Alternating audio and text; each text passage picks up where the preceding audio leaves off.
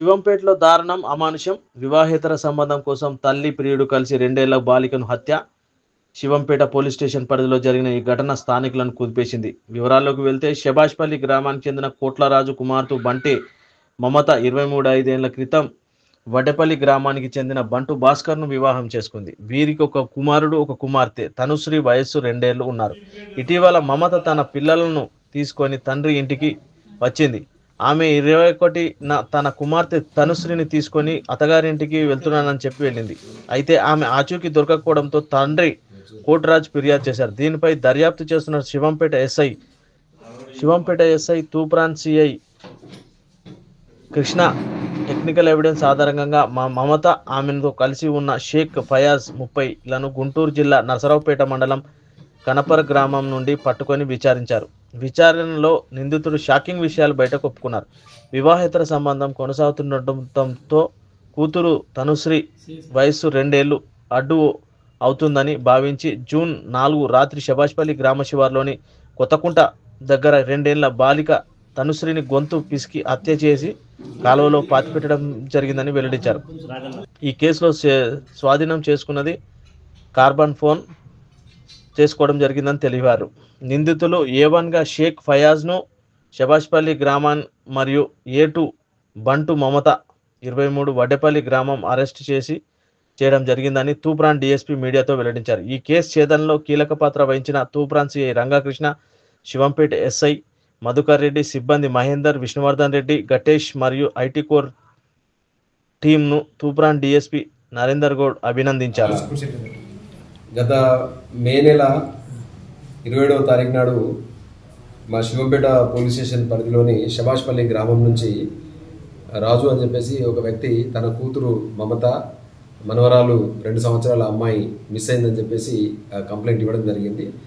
మా ఎస్ఐ మధుకర్ రెడ్డి గారు కంప్లైంట్ ఏంటంటే మన మిస్సింగ్ కేసు కింద తల్లి కూతురు మిస్ అయినారని చెప్పేసి మిస్సింగ్ కేసు కింద నమోదు చేసుకొని దాంట్లో ఇన్వెస్టిగేట్ చేయడం జరిగింది.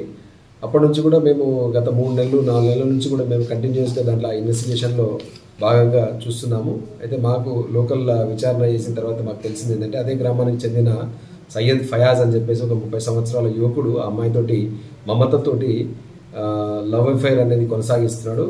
ఈ మమతకి పెళ్ళయింది. ఆమె సిద్దిపేట కమిషనరేట్ పరిధిలోని రాయపూర్లోని గ్రామానికి చెందిన వ్యక్తితోటి పెళ్ళయింది. 2 పిల్లలు, ఒక 5 సంవత్సరాల బాబు, తర్వాత 2 సంవత్సరాల అమ్మాయి ఉన్నట్లు.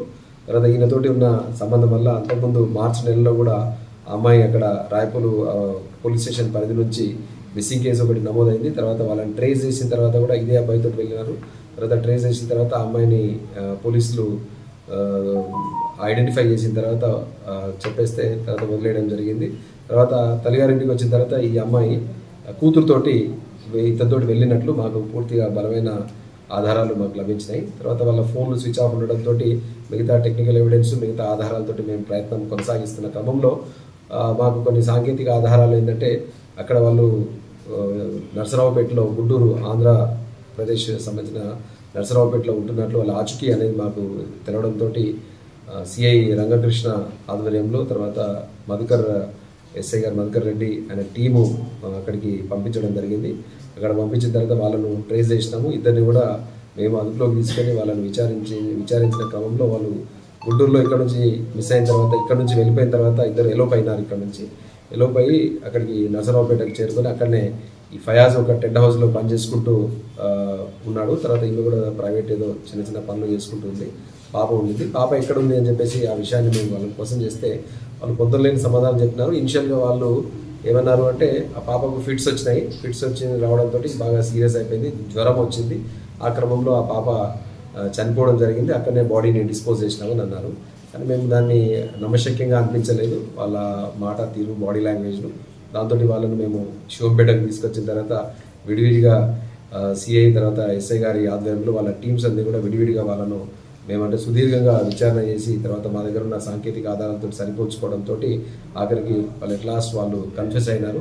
ఏం చెప్పినారంటే దీంట్లో ఈ పాపని ఇక్కడ నుంచి తీసుకెళ్ళిన తర్వాత గుంటూరులో నరసరావుపేటలో ఉన్న దగ్గర ఏంటంటే ఆ పాప తరచుగా ఏడవడము, తర్వాత బయటికి వీళ్ళు వెళ్ళే క్రమంలో కూడా పాప అనేది ఒక ఇబ్బందికరంగా ఉంది. అంటే పాప ఒక అడ్డులాగా వాళ్ళకు తయారైపోయింది. ఈ ఈ అడ్డును తొలగించుకోవాలా, పాపతోటి ఒక న్యూసెన్స్ లాగా వాళ్ళు ఫీల్ అయిపోయినారు. దాంతో ఆ అమ్మాయిని ఎట్టి పరిస్థితుల్లో అడ్డు తొలగించుకుంటే అయిపోతుందని అనుకున్నారు.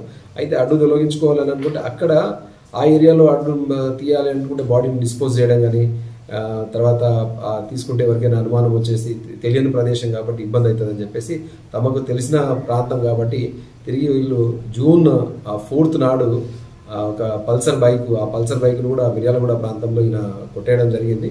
ఆ పల్సర్ బైక్ మీద శభాష్పల్లికి అందరూ రాత్రిపూట ఇక్కడికి వచ్చేసి పాపను వస్తున్న క్రమంలో శభాష్పల్లి ప్రాంతంలోనే పాపను బలంగా ఛాతి మీద కొట్టి ఆ తర్వాత గొంతును తర్వాత పిసికి చంపేయడం ఇద్దరు కలిసి చేయడం జరిగింది. చేసిన తర్వాత శభాష్పల్లి గ్రామంలో వ్యవసాయ పొలాల్లో ఒక కాలువ ఉంది. ఆ కాలువ పక్కన వాళ్ళు అక్కడ తీసుకొచ్చిన పొలాల్లో ఉన్న ఒక పార తీసుకొచ్చేసి తవ్వి అక్కడ అమ్మాయిని పూడ్ చేసినారు. ఒక స్కార్ఫ్లో కట్టేసి పూడ్ చేసి మళ్ళీ వెంటనే ఇక్కడ నుంచి వాళ్ళు ఇద్దరు వెళ్ళిపోవడం జరిగింది. అదే రాత్రి ఆ వెళ్తున్న క్రమంలో కూడా 2-3 దొంగతనాలకు వీళ్ళకి బైక్ అఫెన్సెస్కి ఇతను పార్టిసిపేట్ చేసినాడు. ఈయన బేసికల్గా ఈయన నేర చరిత్ర ఉంది. దాదాపు ఒక 19 కేసులు ఇతనికి అగెనెస్ట్గా ఉన్నాయి.